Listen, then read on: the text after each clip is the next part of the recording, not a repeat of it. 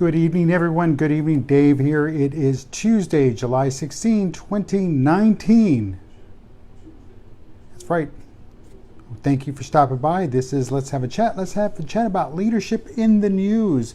And today, July 16, let's go back in the news 50 years ago. I was a wee, tiny little, snot-nosed little kid back then, but hey, it happened in my lifetime. So, let's move on. So today, we're going to go back to the launch of, today, July 16, we celebrate the 50th anniversary of the manned mission to the moon, Apollo 11's launch. It's launched and it's on its way 50 years ago. At this time, it's on its way to the moon. So, there's this article on Forbes.com and it's called the Apollo 11's Transcendent Leadership Lessons by Michael Peregrine. And there's 10 of them.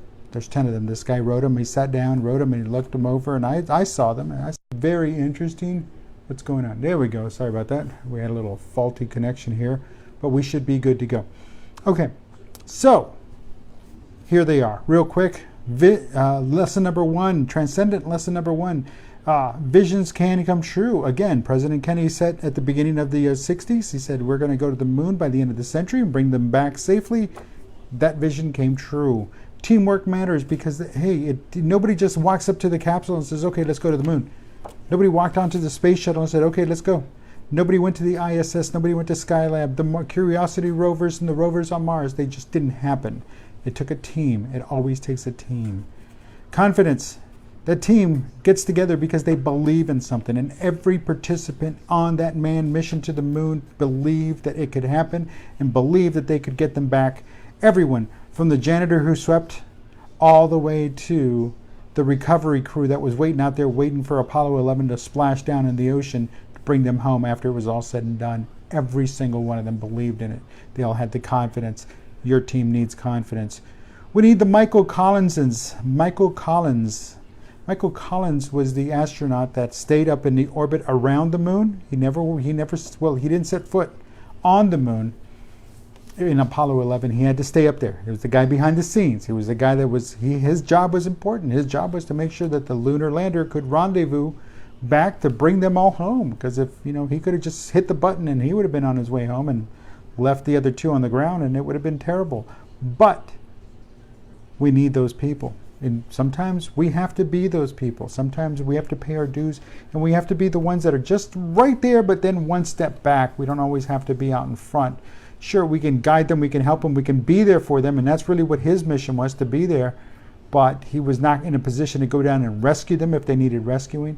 But somebody had to man that craft as it orbited around the moon while those two other guys, Neil and Buzz, were on the ground on the moon.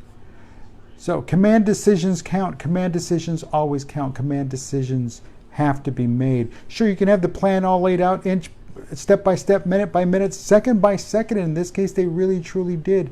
But along the way, things happened and they had to make adjustments and somebody had to decide. And you said, you know what?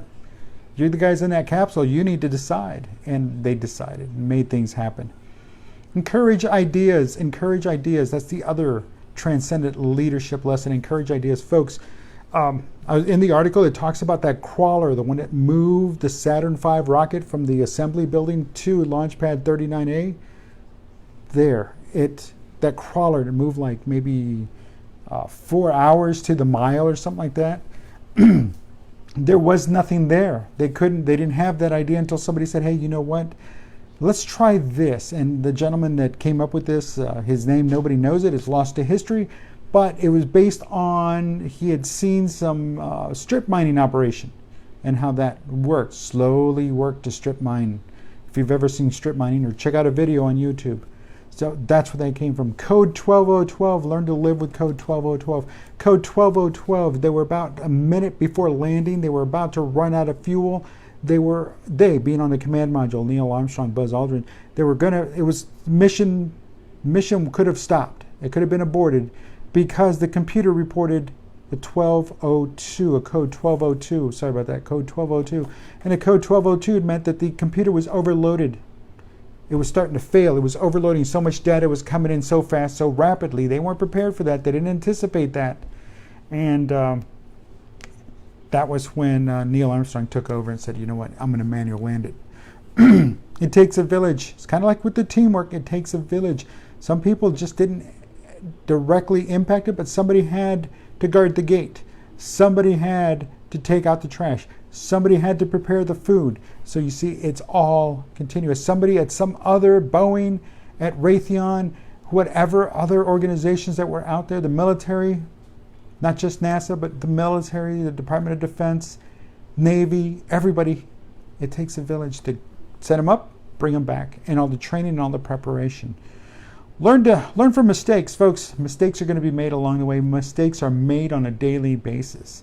It's the one thing that the Apollo mission taught us. The entire Apollo mission is learn from those mistakes. And that goes to even back to Apollo 1, when the fire killed those 3 astronauts on the launch pad.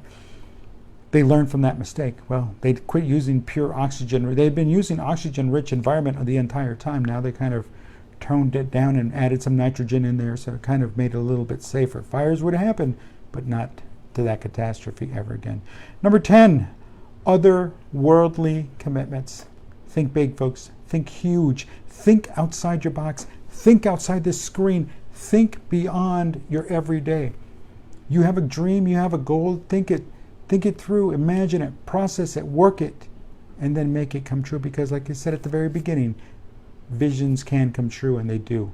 But you have to commit to them. You have to dedicate yourself to them. You have to realize that you're not in it alone, that it does take a village. And sometimes in that village, we have to cut out the things that we don't need. We have to get rid of the dead weight, because if it's holding us back and it's prohibiting us from moving forward, guess what we have to do?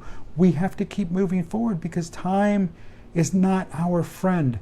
Time is our enemy. Time is not our ally. Time is against us, and we're running out of time. We can choose to use it wisely, or we can choose to waste it away. And that really, truly is not my option. I'd rather use it wisely. Here we are 50 years later. I mean, nobody was thinking 50 years, and where would we be?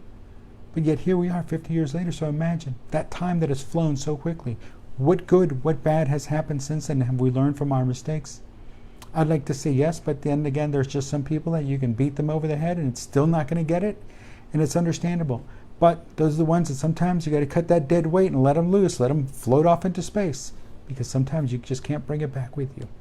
So, folks, happy anniversary, Apollo 11, 50 years, and we reevaluate our lives. We reevaluate everything, all those promises of going into the future, and where are we now?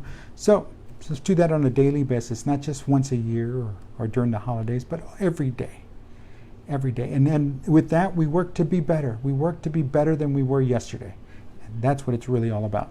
So folks, I'm Dave Guerra. This has been the Tuesday edition of Let's Have a Chat, Leadership in the News. And today we're commemorating the 50th anniversary of the Apollo 11 launch and the entire Apollo 11 mission, when we're talking about the leadership lessons that came out of that. So listen, have a great evening. I'll talk to you tomorrow.